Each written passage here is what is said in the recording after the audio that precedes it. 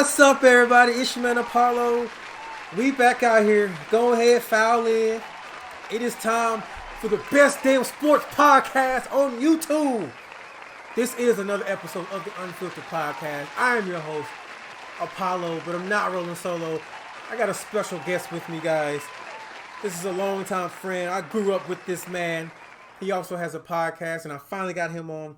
Ladies and gentlemen, welcome my brother from another mother, J-Bro. J-Bro, please say hello to all the fine people here on YouTube today. Hello, everyone. It's good to be with you, Apollo. Yes. We've been talking about this for a long time, and you've joined our podcast for a couple episodes. It's nice to hop on yours, and let's get this thing rolling. I'm really excited. Yes. Y'all know how we do it here. We're gonna talk some football. We're gonna talk about what's going down in the week here. But before we get to that, y'all be sure to like the video. Subscribe to the channel if you're new here. Be sure to check out last week's episode where we dive into Deshaun Watson, the divisional playoff round. We also dive into other topics. But this week, we're going to be covering, of course, the conference championships. We're going to be covering Phillip Rivers and his retirement. Should he go into Hall of Fame? Should he not? And we're also going to be talking about Lamar Jackson. And what do we think? What step does Lamar need to take to become that quote-unquote elite quarterback? But we're going to start the podcast off with Phillip Rivers. So Phillip Rivers has announced his retirement after 17 years in the league, about 85,000 children, bunch of passing yards, bunch of passing records, all that good hoopla. So now, as soon as he retired, the question came up, and which is funny because this is literally close to around a year to the day that Eli retired. And I released a video last year on the channel when I first started. Should Eli be in the Hall of Fame? And my answer was no. I don't care that he has Super Bowls. That defense carried him to the Super Bowl. Say what you want to say, Giants fan or not. I'm not speaking as a Cowboys fan and being a hater. I'm just saying, Eli, if you take away the name Manning, if his name was Eli Johnson, he would just be some regular Joe that took a great defensive team to 2 Super Bowls and won. I think Eli gets his mystique because he beat Tom Brady twice. And Tom Brady is viewed as the GOAT. But I said no to him. So if I say no to Eli, then I'm damn sure going to say no to Phillip Rivers. Now, no disrespect. Phillip Rivers was a good player. Good player. And he had some unfortunate breaks. I feel like that year that they ran into New England when they were undefeated, if he didn't tear his ACL, they seriously had a chance. I watched that game. If Phillip Rivers is healthy, and Chargers were like 14-2 that year, they had a monster defense. Sean Merriman could not be blocked. They had Cromartie on defense who was locking down everybody, and he was a big physical corner. LT in the backfield. They had no answer from Antonio Gates. I mean, very possible the Chargers go to Super Bowl, and then you have a matchup of the same draft year quarterbacks. And I think the Chargers could have won that year. But unfortunately, they didn't. But he never got back to that point. Plus, he played in the era. I know y'all have heard all the expert analysis and the analysts say, but you got to agree with it. He played in the era. There was Peyton Manning and Tom Brady and Drew Brees. The era then milked into Aaron Rodgers, which milked into Andrew Luck, which now milked into Patrick Mahomes and Deshaun Watson and Lamar Jackson and Baker Mayfield and Kyler Murray. Like, he kind of has always been right on the outskirts of that elite class of quarterbacks.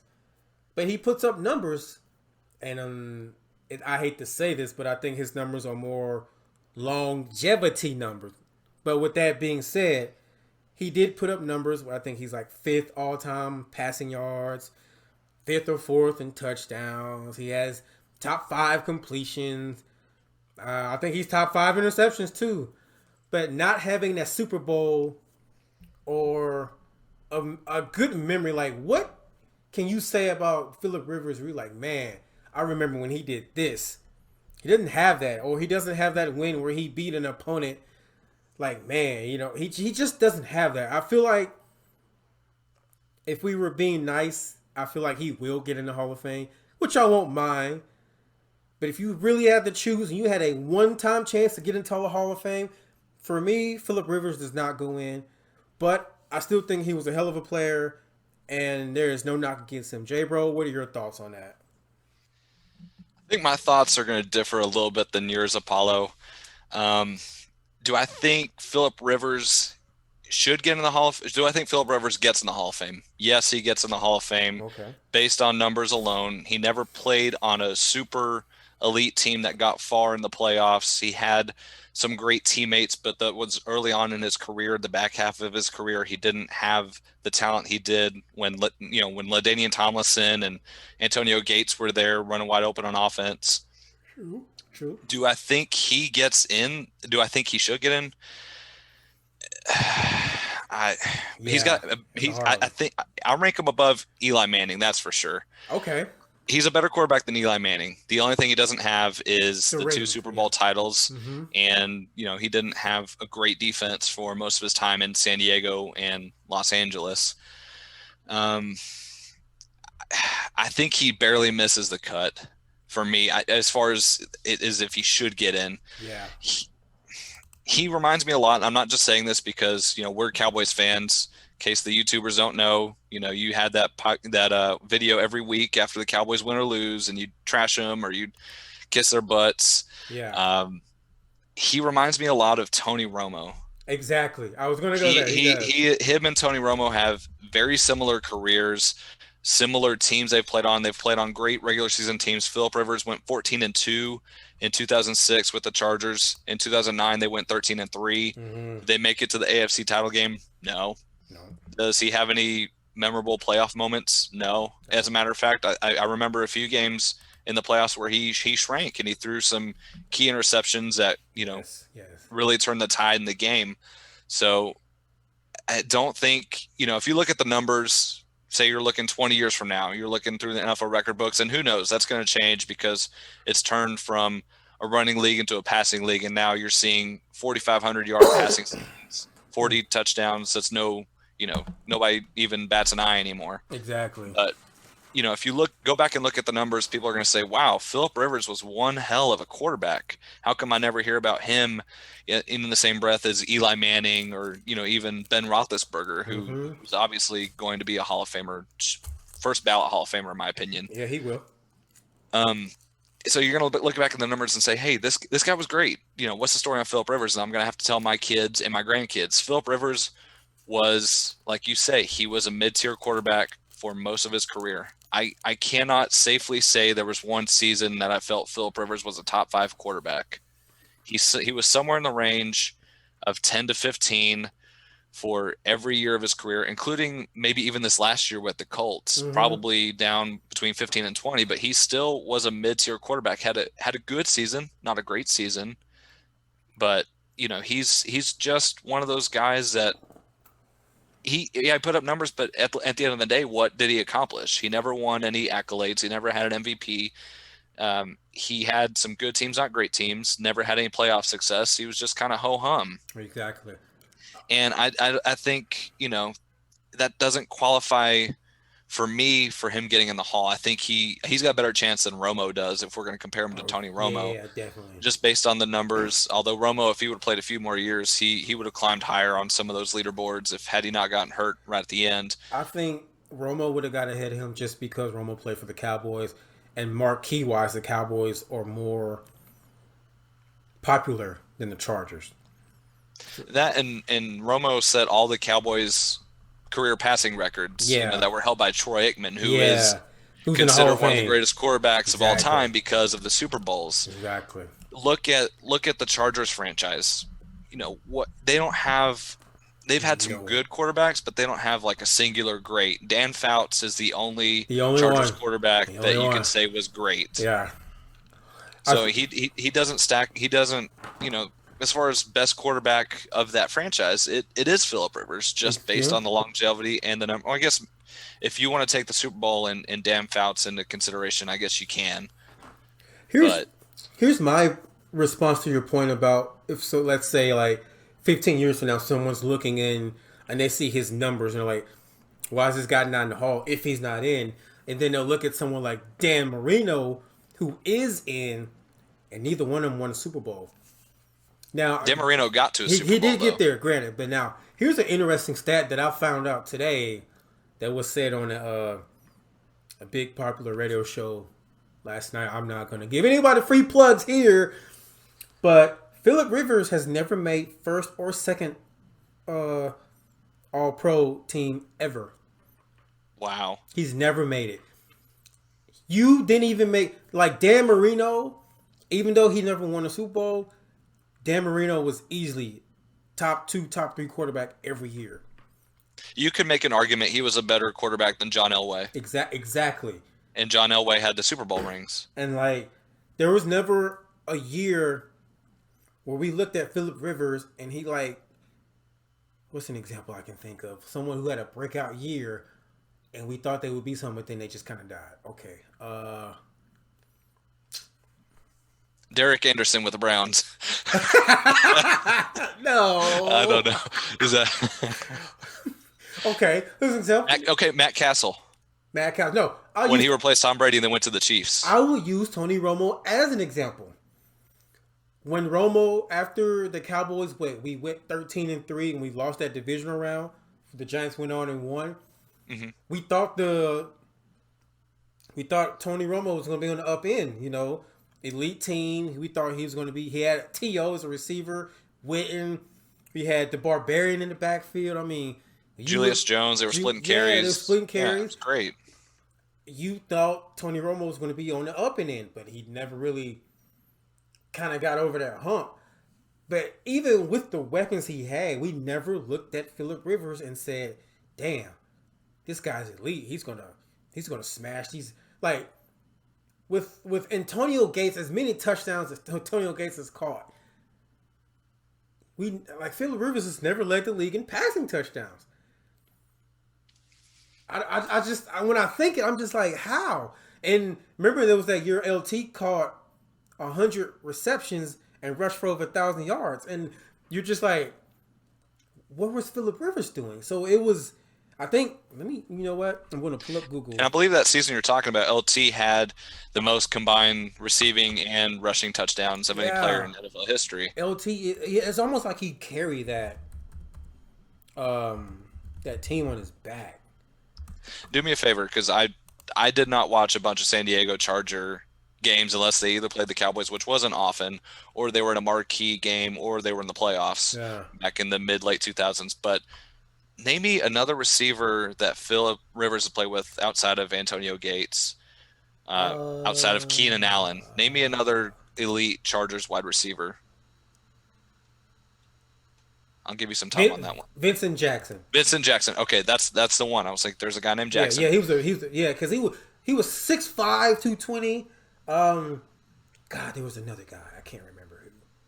But I'm trying to look up Phillip Rivers' career stats right now. I got him in front of me if you want me to read off some numbers. Well, I'm trying to look at the year. So, okay. So his rookie, so he didn't play much his first 2 years. So his first year starting. Our new house is amazing. Oh. There is a bit of an issue with our neighbor's fencing. Don't do that, ESPN. I'm filming a podcast over here. So his first year starting, he threw for 22 touchdowns. Well, let me just look and see the most touchdowns he's ever thrown in a season. 34 in 2008, and they went 8-8. Yeah, 34. He's thrown double-digit interceptions except 2 years he started. That's in 2009 and his first year starting. But those 2 years, they were 9 picks. Like 2011, he threw 20 interceptions. 2014, he threw 18. 2016, he threw 21 picks. Just 2 years ago, he threw 20. And I know we're talking about Phillip Rivers, and I want to get more into Eli Manning since you brought him at the start of the show. And this is going to sound like I'm shitting on Eli Manning, and I really am shitting on Eli Manning. If Eli Manning threw 18 picks in a season, that would be like a low turnover season for Eli Manning because he was consistently in the 20s. I agree. And I'm just looking at these numbers. These are not Hall of Fame numbers. He did have a few years where his passer rating did get above 104. I'm counting one. Okay, any years above 100. 1, 2, 3, 4. He only had 5 seasons where he passed over 100 for passer rating. Only 5 seasons. Every other season was 95 and below. And really, the majority of his career was played under the current, the way NFL teams run their offense, and they're pass happy, and there's a lot of motion and play action. Yeah. And the most touchdowns he's ever thrown is 34. That's just kind of hard to believe, like you said, when he had weapons like Antonio Gates and LaDainian Tomlinson, and I'm trying to think who else was on that 2008 team. We could look it up, but before I do that, so I'm looking. Darren Sproles was still there. Wow. Yeah, and he was a beast. Look, they lost LT around 2010, right? Yep. To the Jets. So you think that his passing production would go up, but it didn't. It just kind of stayed there. I'm seriously, like, I'm looking at his numbers. I'm like, if he was in college and these were his numbers, but he was winning national championships, then I could be like, okay, he's a good player. He's in college, but NFL wise, like, compare these numbers to what Aaron Rodgers does. Hell, Tom Brady and Peyton Manning. I mean, the most touchdowns that Rivers has thrown is 34. Pat Mahomes already has a 50. Lamar Jackson threw for 36 touchdowns last year. Tom Brady threw for 40 touchdowns this past season. But he also had Gronk. Yeah, true. Okay. Let's look at Tom Brady's years when he didn't have Gronk or Randy Moss. So that would be what? No. So that would be before 07. That's pre 07. Yeah. So that's like 03, 04, 05, and then I guess some parts of 02. But I'm just saying, like, look. Okay, name me one player last year on the Ravens squad that is comparable to LaDainian Tomlinson or Antonio Gates. And Lamar Jackson still threw for 36 touchdowns. I can't name you one. Exactly.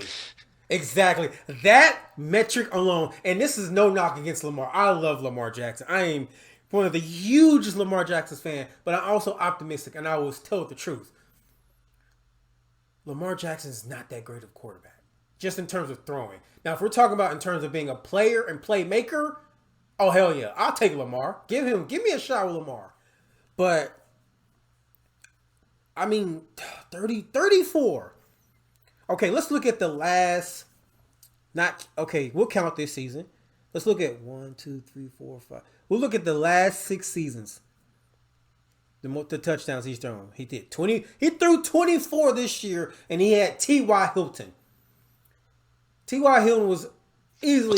T.Y. Hilton he's starting to decline. He is starting to decline because I didn't hear much about him this year. So that offense was very mediocre. But his last season in L.A. he threw 23 touchdowns. Before that he threw 32. Before that 28. Before that 33. 29, 31, 32, 26. I mean, some people are throwing 30 touchdowns by week 10 if they're an elite passer? Yeah. Russell Wilson, I think, had 30 touchdown passes through the first 7 weeks. Yeah, the first 7 weeks. Like, it's the numbers. Women lie, men lie, numbers don't. The numbers do not add up to me personally. If you disagree, if you think Rivers should be in the Hall of Fame, I don't. Go look at the touchdowns. Go look at the touchdown and interceptions. He has 400. Okay, you know what? He just retired, right? And you know what? I'm going to go look at Aaron Rodgers right now. So while you do that, and I think we're going to be similar on this, let me ask you to rank the top 3 quarterbacks from the 04 NFL draft. That was supposed to be the quarterback draft. That was supposed to be it.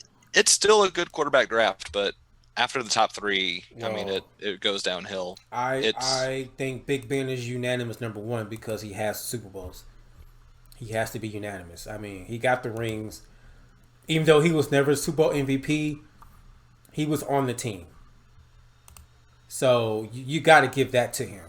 Okay, so and the number 2, Phillip Rivers, I'm assuming. Eli Manning, number 3. You know what? After Big Ben, I'm going to have to go in terms of just being a pure quarterback, and I will say Rivers. Oh, don't do it. Or, Please don't do this, man. Well, I will still say Rivers is number 2, and then Okay. Eli is 3. No, I wouldn't put no. I don't think Eli is elite in any way at all. Okay. I'm looking at Aaron Rodgers. Okay.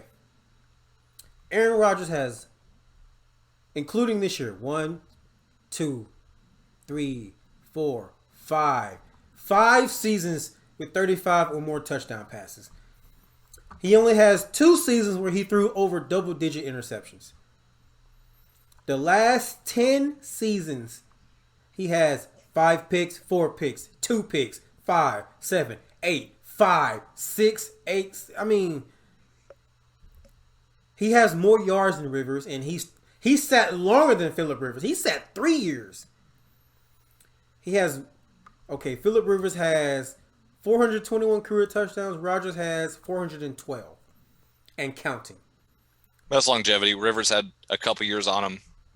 A year on him. Rivers came in the league a year earlier than Rodgers. He came in a year earlier, but he also sat a year less than Rodgers, so I guess technically he's got 2. Rodgers sat a year less. Either way, Phillip Rivers still got time over Rodgers, and Rodgers is about to catch him. Interceptions. It's not even close. Career interception. Phillip Rivers, 209. Aaron Rodgers, 89. That's ridiculous. Wow. That is incredible. Yeah. Wow. I think Jamarcus Russell threw 89 interceptions in 2.5 seasons. Or not Jamarcus Russell, well, him too. But, yeah, him too. Yeah, definitely. Jameis Winston. Oh my God, Mr. 30 for 30 himself.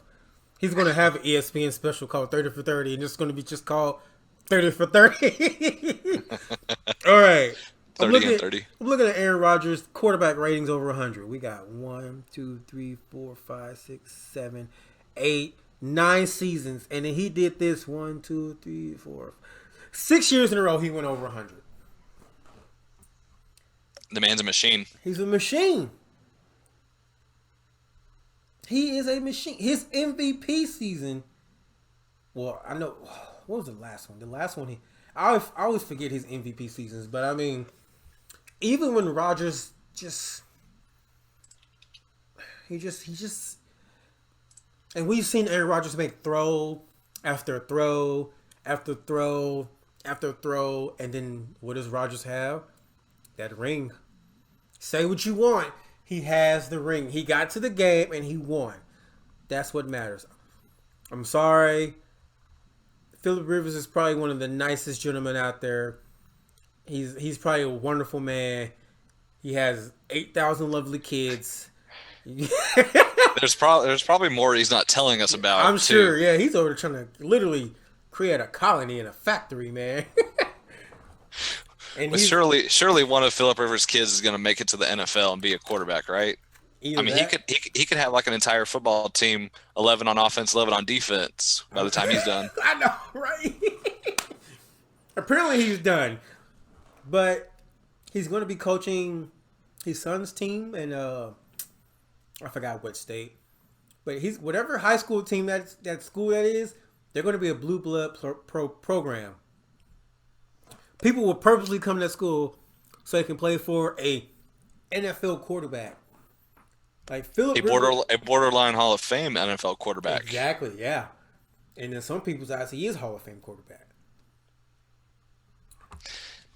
So, I guess to sum it up, our rationale for why Phillip Rivers isn't in the Hall of Fame. If he has these numbers, but say he has a Super Bowl ring, or he has like 3 or 4 times where he gets to the Super Bowl or makes a deep playoff run, if he's got better teammates and his teams are better, are we having a different discussion? So let me propose this to you. Okay. If we trade Phillip Rivers and I don't want to say Ben Roethlisberger, if we trade Phillip Rivers and Eli Manning and we had Phillip Rivers on the Giants and they still get the 2 rings, but then we can also see what the Giants can accomplish with Phillip Rivers and some of the weapons they had, obviously being an upgrade. Does that change your thinking if Phillip Rivers plays for the Giants, puts up these numbers and wins a couple rings? Well, Which could have happened, by the way. Well, I mean, to be honest, I don't think Eli should be in a Hall of Famer, even though he has those rings. But hell no. When it comes in football, see, this is where football is different from basketball.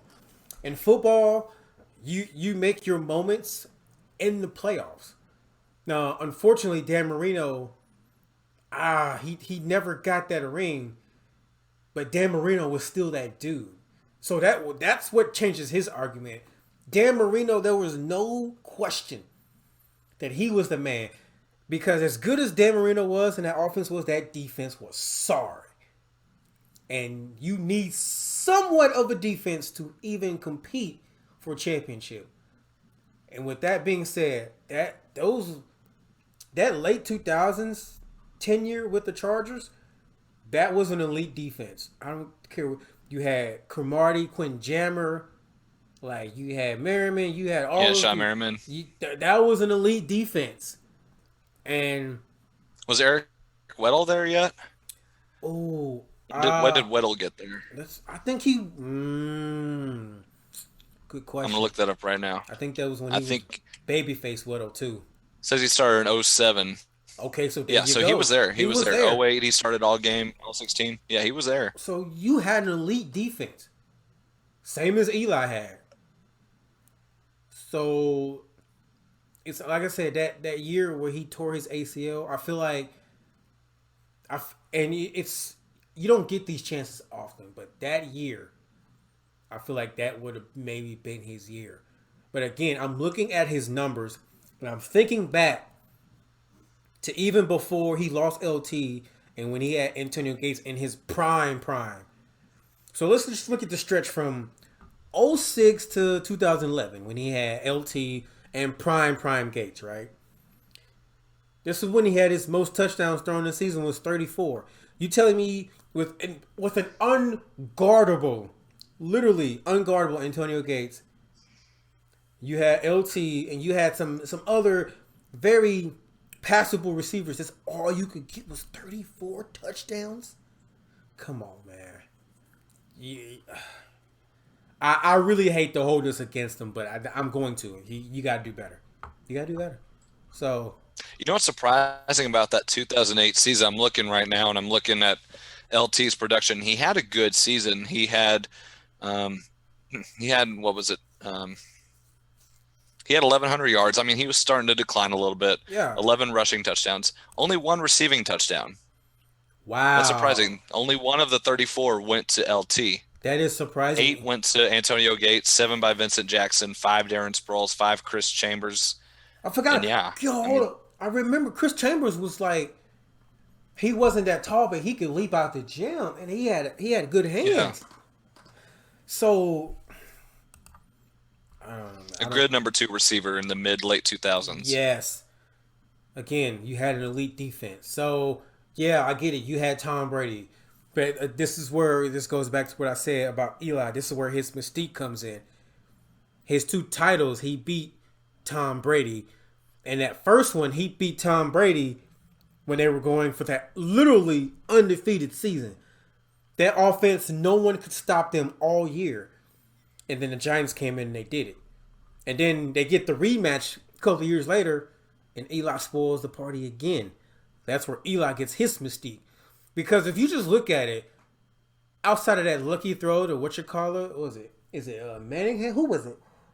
No, it wasn't Mario Manningham. It was because they cut him. Like, David Tyree. Yeah, because they cut him like a couple years later. But outside of that one play in the first matchup against the Patriots, what did Eli really do in the Super Bowl that made you like, oh man, he had a good game?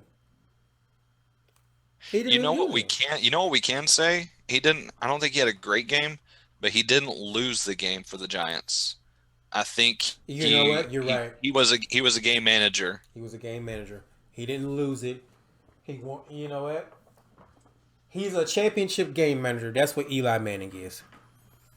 He's a championship game manager. He can drive a bus for you. If you're asking him to throw for 350 yards and throw it 45 times, you're probably going to get 3 or 4 interceptions easily. But I agree. If you want a game manager, Eli Manning can be. He's your guy. A good game manager. He's your guy. Give me just a second. I can't find my pen. Just a second.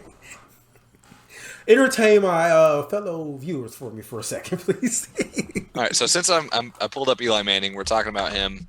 He has 3 seasons where he threw 20 or more interceptions, highlighted by his 2013 season. He threw 18 touchdowns, 27 interceptions, passer rating of 69.4. I don't understand how Eli Manning is going to be considered a Hall of Fame quarterback. He doesn't even have Hall of Fame production. He just has 2 Super Bowl rings, and he beat Tom Brady, just like Apollo said. So, could go on all day about Eli Manning and how my disdain for him, not only as a Cowboys fan, but just being overrated and really paling in comparison to his brother and living off of the Manning name. But yeah, these numbers for Eli Manning they're not popping out.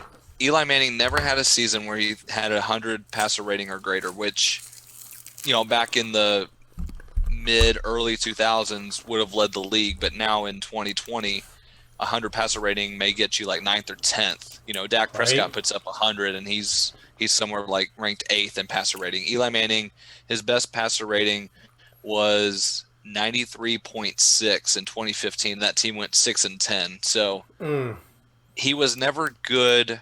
And he had Odell Beckham. And he was never good, and his team won. And that was the first year Odell was there, right? Yeah. And he threw 35 touchdowns that season. Eli. If you look at some of the counting numbers, he had a good season. I guess the thing that dropped his passer rating was he only completed 62% of his passes, which in today's NFL is below average.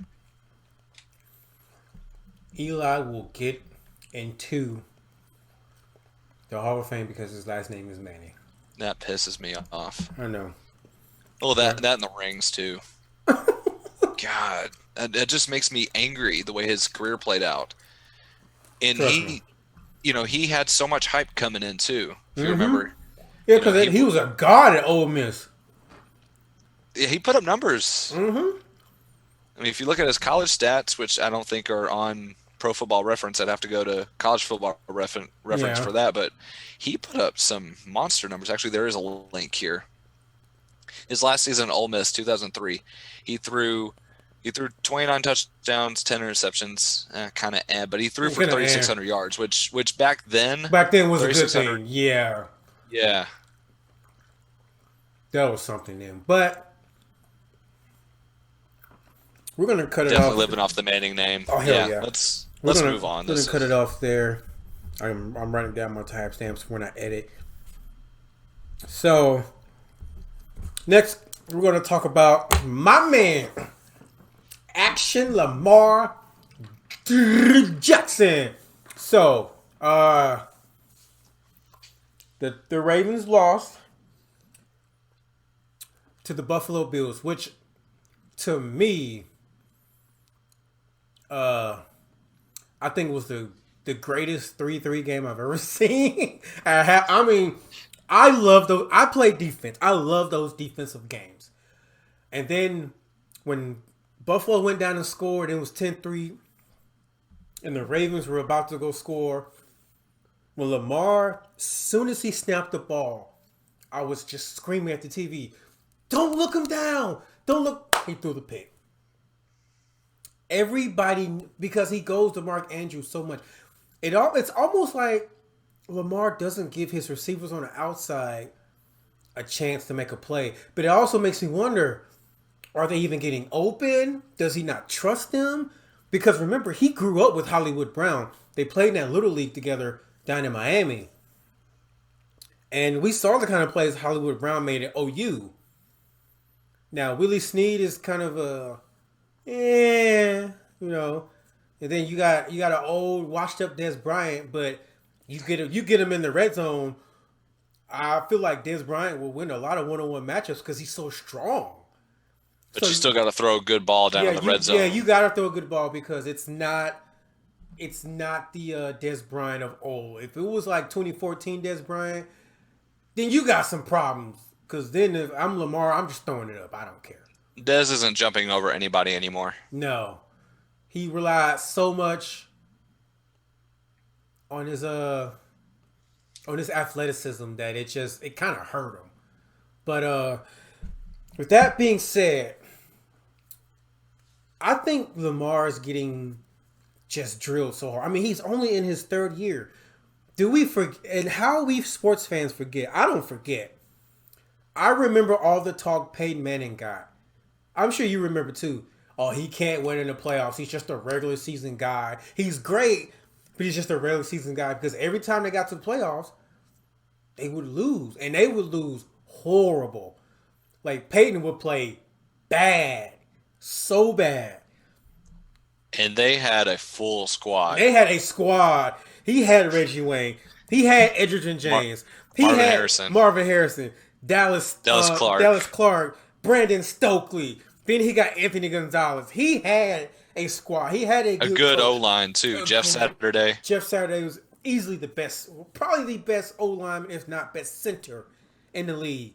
He had a good offense. He had a very decent defense because they were going 13-3 and 12-4. They had a good front four, but they didn't have guys on the back end. Yeah, but they had Bob Sanders. Remember, he won Defensive Player of the Year. That's true. Bob Sanders was one of my favorite players because he was like me. He was a small guy, but he would get in there and get in the trenches.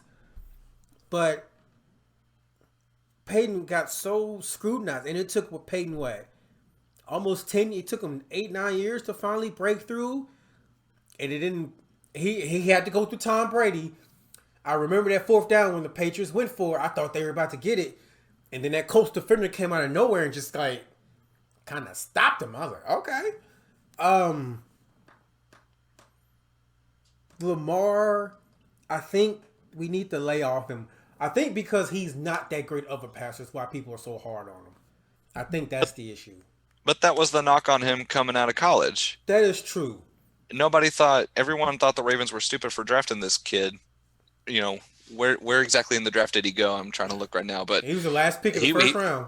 Exactly. Nobody thought he was going to be a first round pick, and they damn sure said, "Well, he can't play quarterback. He's going to have to move to running back, bulk up, play running back, or play wide receiver because there's no way he's a quarterback. You're not drafting him as a quarterback."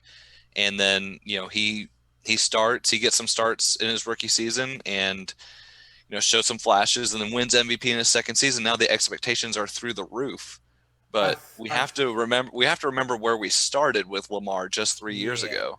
I think they have the right idea of putting a system around him that he fits into. But they need to expand on the passing game. The passing game is, first of all, they run in one formation the whole damn game. It's pistol. It's literally pistol. If you go back and look at Lamar in Louisville, he ran shotgun and pistol. His playbook at Louisville was way more in depth. So Greg Roman, some of this blame is on you because you're not giving Lamar the opportunity to expand in the passing game. And it makes me wonder, like, okay, I noticed whenever, pretty much the whole game, the Buffalo Bills were crowding the line of scrimmage. I mean, they were just, you could tell, man across the board. Why is Lamar Jackson not changing the play? Why is he not checking to something different? Like, if you got one-on-one coverage, if I got Hollywood Brown one-on-one, I'm just going to give him a chance with his speed and get outside. Or I got Mark Andrews one-on-one. He's a big target. Throw it up and let him make a play, try to get a first down. Now, granted, J.K. Dobbins dropped a couple of passes, which I was just like, you ass. But they need, do you think they need more playmakers? Or, obviously they need another receiver. They need another receiver desperately. Even if Hollywood Brown was a number one. Let's look at the teams left in the playoffs right now. Green Bay. They got Devontae Adams, but them other two receivers, Valdez Scantling and those other jerk-offs, I forget their names right now, they're good receivers. Even if Aaron Rodgers makes them look good, when they get the opportunity, they make plays. And Alan Lazard, he had a great catch over the last weekend. Tampa Bay, Mike Evans, Chris Godwin, Antonio Brown, Scotty Miller, Gronk. And then the backup tight end. Damn. Okay, let's go to Buffalo. Stephon Diggs, Cole Beasley. They got some other guy. Was it John Brown? I don't know if John Brown played much this year, but John Brown's a good receiver. And Kansas City speaks for itself. Kelsey, Tyreek Hill, Mecole Hardman, Sammy Watkins. You got Le'Veon and Edwards-Helaire in the backfield. Everybody has more than one weapon on offense that can help them. So it's like, as good of a game that Baltimore defense played, and they played a damn good defensive game. Lamar, I think he can only do so much with what he had. Now, like I said, granted, the playbook was very limited. But whose fault is that? Is it Lamar because he's not that great of a passer? Or do you think it's Greg Roman? Because he's calling the plays. I think a lot of it falls on Greg Roman. Like you said, Lamar doesn't seem like he was given the freedom to change plays at the line of scrimmage. You know, I think a lot of control was on Roman. And then you think about, just looking back at Greg Roman's history where he was OC before. He started as the OC in 2011 with San Francisco 49ers. His quarterback then was Alex Smith. You know, and then Colin Kaepernick, moving over to Colin Kaepernick. I don't remember Colin Kaepernick ever going up to the line and audibling and having guys run different routes. He ran whatever was called, and he never changed. You know, he never changed a play unless he got, I guess, signal in his headset before the headset cut off. So I think it's just Roman himself. He doesn't have, you know, he's not used to giving control to the quarterback. But in today's game, the best quarterbacks are cerebral like that. You think of Aaron Rodgers. You think of Patrick Mahomes. They have complete freedom in the coaches that trust and fully believe in their decision making. And I agree. Whether it be Greg Roman's philosophy or maybe Lamar Jackson just 3 years in the league, still learning NFL defenses, obviously, because he's not very accurate. Maybe it's a bit of both, but I think a lot of the should fall on Greg Roman because, like we mentioned earlier, Lamar Jackson has easily exceeded any expectation we could have had for him coming out of Louisville, which he was a great quarterback in college. Let's not get it twisted. Oh yeah, definitely.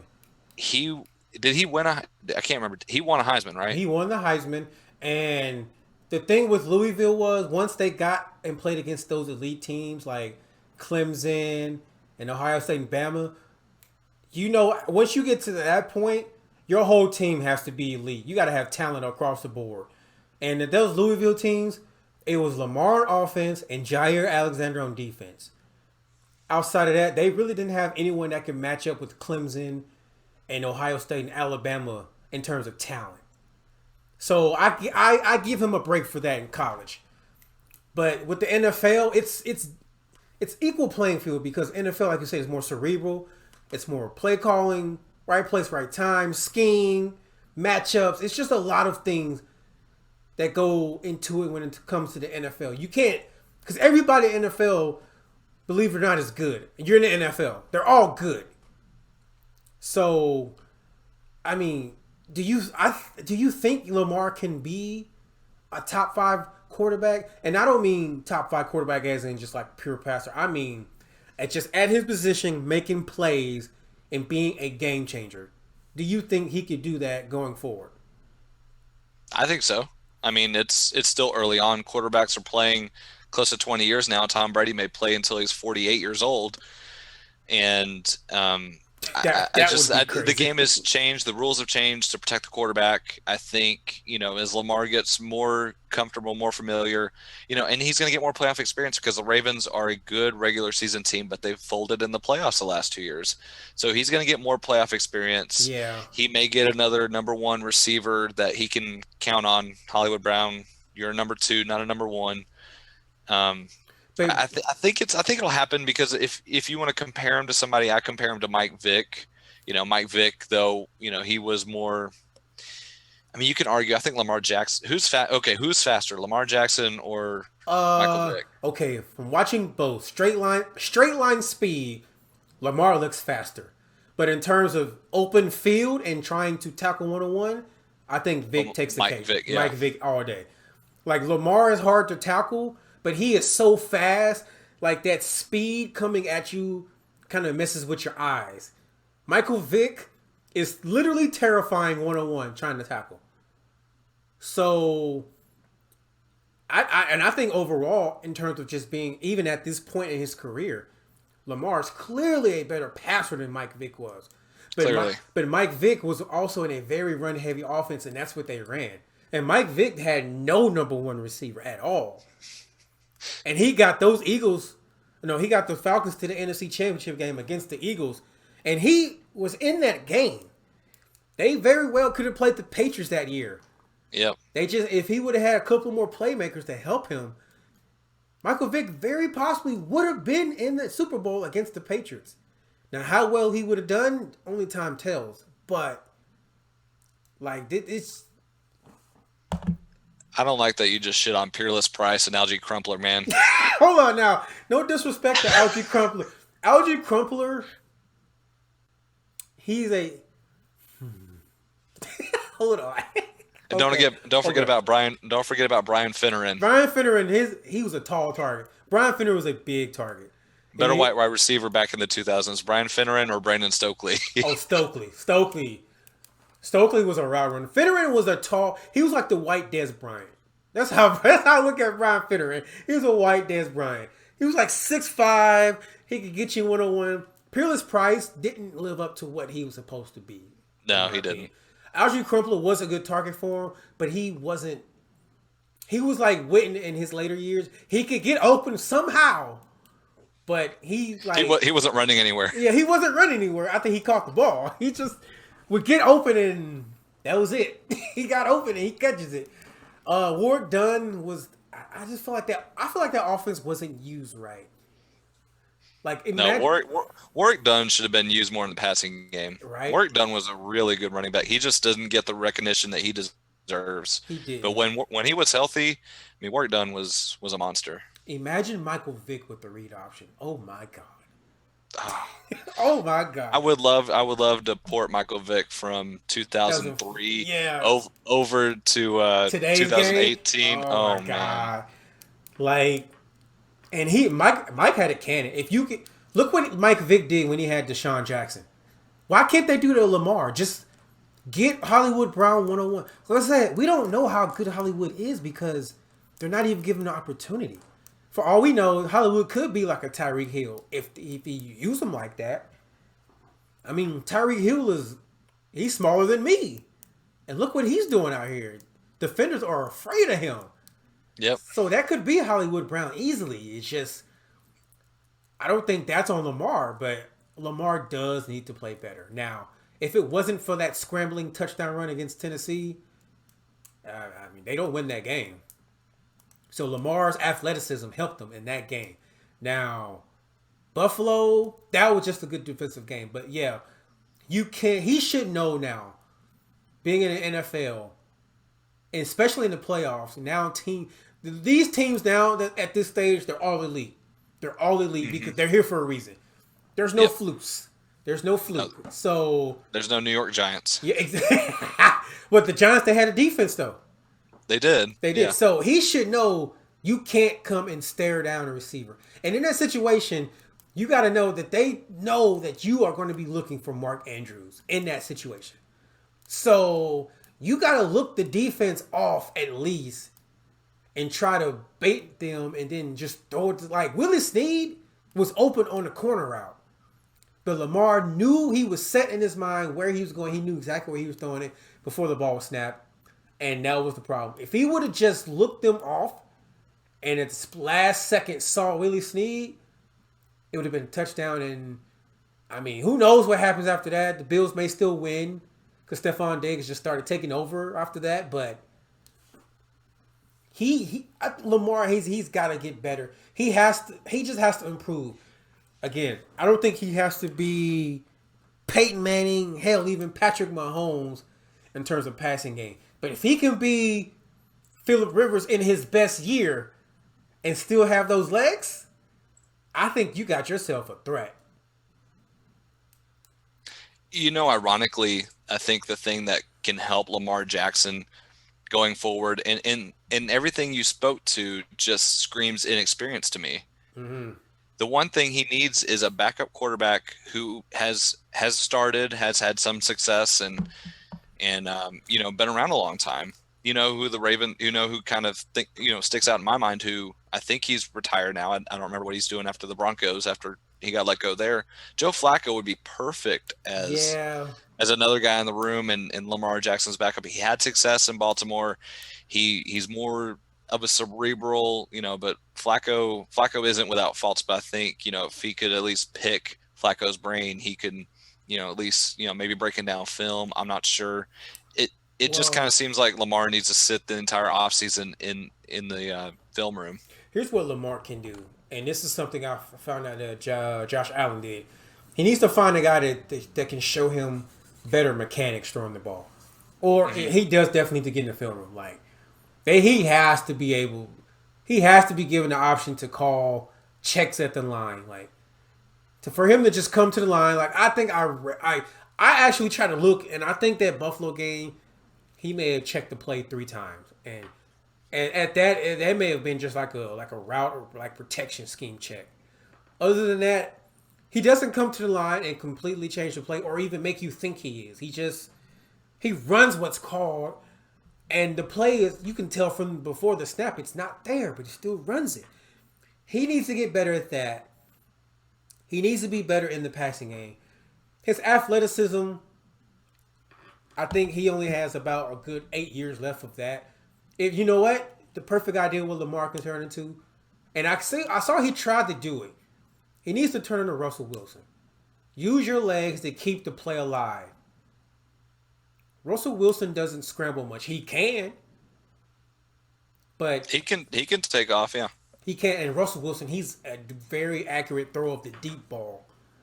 But he had to be because he's so small. Yeah, that's the one thing that he made his living on, is that he was an accurate passer even coming out of Wisconsin. Exactly. But I think it's a combination of him getting better and Greg Roman. They need to expand the passing game. Their run game is fine. I mean, they can run the ball all day, and that's good. And they got J.K. Dobbins. He's a young back. He's healthy. I don't know what's going on with Mark Ingram. I don't know, COVID, I guess. But they just cut him, right? They just cut Mark Ingram. Did they? I mean, I wouldn't be surprised. I think I saw it on ESPN yesterday that they just released Mark Ingram. I would not be surprised. But that being said, we're going to move on here. We're going to move on to these championship picks. Conference championship weekend. Oh, my goodness. So last week, I went 2-2 with my picks. Okay, I picked Green Bay to win. They won. I picked Baltimore to win. They lost. I picked Kansas City to win. They didn't win by the score I thought they would. I did pick them to win. I picked them to win like 42-10 or something. I thought they were going to just wipe the floor with Cleveland. And I picked the Saints to win in a close one. I picked that to be the game of the week. But of course with Drew Brees and his turnovers, it wasn't. I picked the Saints to win like 24-21. I was picking a dog fight, but I'm not surprised the Bucks won, but I went 2-2. So now we got the last 2 big games. So AFC title game, Kansas City Chiefs versus the Buffalo Bills. I honestly think Buffalo will lose this game. Now I think they'll play a lot better than most people, like a casual fan will think. But I still give Kansas City the win by like 10 points. So I'm going to go Kansas City 45-35. That's a high-scoring game, Yeah, man. It's going to be a shootout. Because Buffalo's not stopping Kansas City. They're not. They cannot. They have Tre'Davious White, and he can only guard one person. And who you putting him on? Tyreek? Okay, if he's on Tyreek, then who's guarding Travis Kelce? Or Sammy Watkins. Sammy Watkins. Or Mecole Hardman. Who's guarding those guys? So, and the Chiefs' defense is good, but they don't have anyone to stop Stephon Diggs. So I see Stephon Diggs showing out. And Josh Allen, he can make plays with his legs. That's why I see a high-scoring game. But Kansas City defense will get that one stop they need to get the separation they need. So I'm picking Kansas City, like I said, 45-35. But either way, I'm picking them to win. That's just what I think the score is going to be. But what do you got? Well, let me ask you, before I get to my prediction, Mahomes is going to play, right? as far as I know, they're saying he's passed all protocol. He's supposed to play. So now, if he doesn't play, then Buffalo's going to Super Bowl. Buffalo's going Yeah. to Super Bowl. Yeah, I think our predictions are hinging on that. If Yeah. Mahomes plays, we both have Kansas City. If he's out and Chad Henne has to play, then it's a Buffalo Bills romp. Yeah. I'm with you. I've got Kansas City winning this one. I don't think it's going to be a shootout. I've got Kansas City winning 28-13 over Buffalo. I think they're going to be a couple field goals for the Bills, and Mahomes is going to be good, not great, but good enough, and with the weapons he has, he's going to get it done. I can't see Buffalo. I mean, I can see Buffalo winning, but it's hard. I'm trying to wrap my brain around this. I've really tried to think about all the ways Buffalo can pull it out, and outside of, like you said, Stephon Diggs going for like 250 yards and 4 touchdowns, I don't see another way for the Bills to win, because they've got a good defense, but their defense isn't going to be able to handle Mahomes, especially when he gets out of the pocket. I think he is a better passer than he is in the pocket. Yeah, and because he can throw with both hands. Exactly, like accurately too, which is scary. And just a side note, just imagine if Patrick Mahomes had Lamar Jackson's speed. That's literally that is a creative player, literally. Like people say Lamar Jackson's a creative player. No, Patrick Mahomes with Lamar Jackson's speed is a creative player. That is a quarterback I do not want to see. That is 04 Mike Vick. That is 04 Mike Vick with Peyton better Manning, weapons. With better weapons and Peyton Manning's passing. That's what you do not want. Oh my God! But we're in unison here. The Kansas City Chiefs will win the game by double digits too. I think so. Now, the big game, the battle of the 12s, Tom Brady versus Aaron Rodgers. It's in Lambeau. It's going to be cold as balls. Now, I don't think this. But both quarterbacks are used to playing in the cold, though. True. Tom Brady's used to playing in the cold. What about the rest of the Buccaneers? Now, I think Antonio Brown, because he was in Pittsburgh, but and Gronk will be fine, even though he can't move. But the rest of Tampa Bay, they ain't never been in this situation because they ain't been in the playoffs in forever. And when they have gone to playoffs, they lost in the wild card round. So Leonard Fournette was on the Jaguars though when they went to the AFC title game against Tom Brady. But that was in Jacksonville, remember? But that was in Jacksonville, yeah, exactly. Yeah, so it was warm weather. My point. Yeah. Ooh-wee. Yeah. I a lot of people are thinking the Packers are going to come out here and blow out the Bucs. I don't think it's going to be a blowout. But if Aaron Rodgers doesn't pull a Drew Brees and they just control the game like they did, like the Saints were doing, I think the Packers can win this game, and I think they will win this game. I do see. I don't think it's going to be as high of a scoring game as people think. I still don't think the Tampa Bay offense is like fully in sync. Like it's just something about it when I see it. It's like I feel like there's like a lot of tension with the receiving core and Tom Brady outside of Antonio Brown and Gronk because Gronk and AB are veterans. And that's who Tom Brady wants. But you got these young guys who are like, we've been here, but you want to bring in these other guys when you got us here. And I just feel like there's like that tension. But I think that the Green Bay Packers will win this game. I'm going to say 31-28. It'll be within a single possession of a score. So, but I think Green Bay will pull it off, which means we will have a State Farm Super Bowl. I'm sure State Farm's hoping for that shit. Oh, I'm sure. They got the commercials queued. But I think Aaron Rodgers, I think he's going to have a big day. I think Devontae Adams is like licking his chops because who's guarding him in that secondary? Nobody. All Aaron needs is a split. Now we know Tal Bowles is going to bring the pressure. He's going to bring the heat. But Rodgers will probably be ready. I'm hoping he's ready because I want a good game.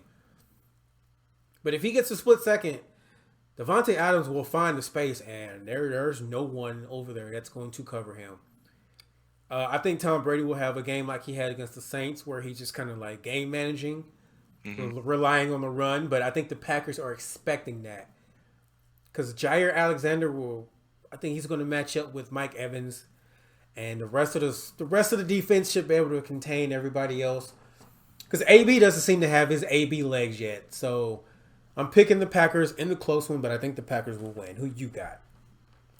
Damn, we're spot on this. I've got the Packers edging out the Buccaneers too. Yeah. Okay. You can't discount Tom Brady, but I guess I'll say Packers 24, Buccaneers 21. We'll keep it within 3 points. Keep it in 3, yeah. I think because of the weather, I think it's not going to be as much of a shootout. Tom Brady being a game manager, he's not going to throw if he has to throw for 450 yards. They're losing. That's probably not a good sign. Yeah, they're losing that game. They're losing that game if Tom Brady if Tom Brady has to turn into Tom Brady from 10 years ago, they're losing this game because he can't. That team cannot compete with the Packers. I'm sorry, the Packers have too much camaraderie. Like they've been together, and I don't know. Yeah, and it seems like Aaron Rodgers is now allowed to run the show since Mike McCarthy's no longer there.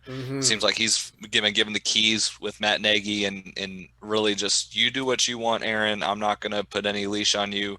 You don't hear about him being disgruntled anymore, criticizing any coaching, any play calling. Yeah. It's the Aaron Rodgers show. He's the best quarterback in the league. He could win MVP again this year. It's really, no question who's better at this point there. Who would you rather have? I guess you could do the Mahomes, Rodgers, and you can come up with arguments for both. True. But, and just talking about the Buccaneers, I feel like, I know this is going to be dumb to say, but I feel like they've both disappointed me this year, and then they've also surprised me. They've impressed me and disappointed me at the same time. Fair. I don't know how that's possible, but you look at their wins. They've got some close wins. They barely beat. Let me pull up their schedule. I had their schedule up, but they lost to the Bears. They lost twice to the Saints. Yeah. They don't typically get blown out, but they, 11-5. That's probably right around where experts had them predicted. Yeah. But the way that they got to 11-5 isn't impressive at all. I mean, exactly. Okay, they beat the Panthers by 2 touchdowns. Panthers sucked. Yeah. Beat the Broncos by 18. The Broncos sucked. Beat the Chargers by 7. The Chargers sucked. That game was close. The Chargers should have won that game. Exactly. Yeah, they gave that away. Yep. Their last 6 games, they were all teams under 500. The Buccaneers and they. Oh yeah, and then you look at the playoff game against the Washington football team, 31-23. Yeah, a guy came in from studying for his engineer degree, came in and dropped 30 on you, and even with the turnovers, the Saints were still in the game.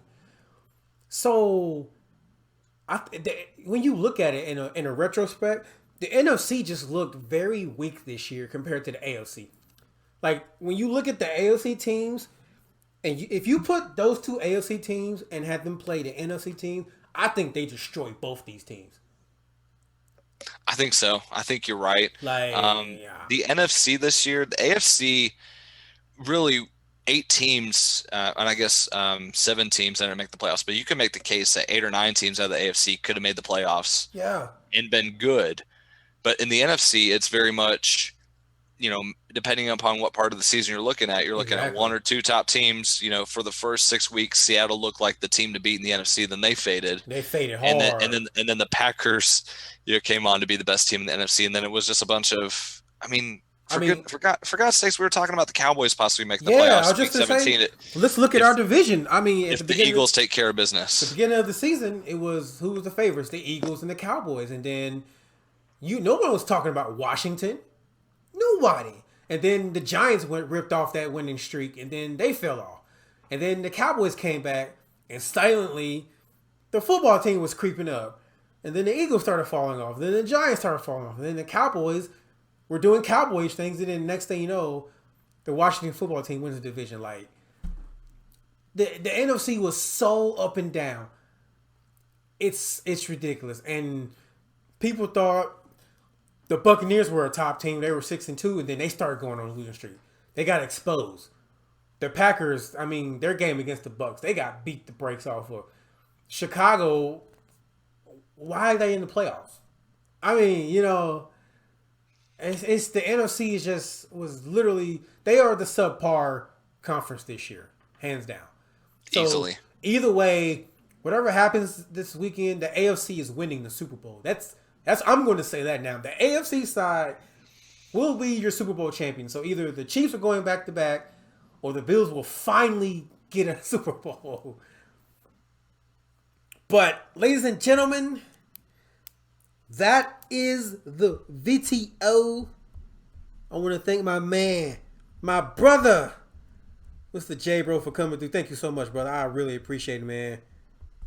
Thank you. It was good to talk some NFL, It is. some pro football. Normally, we don't really discuss football when we're recording a podcast, but it was nice to stretch my legs a little bit, put on my football hat, literally wearing a Cowboys hat, and to talk some NFL. And with that being said, if anybody listening is a basketball fan, be sure to head over to Spotify. My man J Bro, he has a podcast called the Give and Go Podcast. J Bro to C-Row, because they run that give and go all day. That's a good impression. Oh, I like it. C-Row's going to punch me in the dick. But, yeah, if you guys are a basketball fan, yeah, be sure, please support my brother. Head over to Spotify. Check him out. Give and Go Podcast, J Bro to C-Row. That is J-BRO to C- is it just R-O? C-Row? Yeah, just okay. R-O. Just R-O. J Bro to C-Row. Give and Go Podcast. Be sure to check it out if you're a basketball fan, especially if you're a Maverick fan. But if you're a basketball fan, y'all be sure to check them out, all right? But I'm Apollo. I'm signing out. Thank you, everybody, for everybody who's listening. Y'all be sure to leave in the comment section what you think about Phillip Rivers. Is he a Hall of Famer? Is he not? No. Leave your comments about Lamar Jackson. Can he be elite? And leave your predictions for the games this weekend. I got more videos coming. DJ is coming. We are in the conference championship. Hopefully we can win that. And once that series is on pause, I got another series coming for you in Madden. But with that being said, I'm signing out. Y'all be safe. All glory to God. I'm going to catch y'all next time, baby.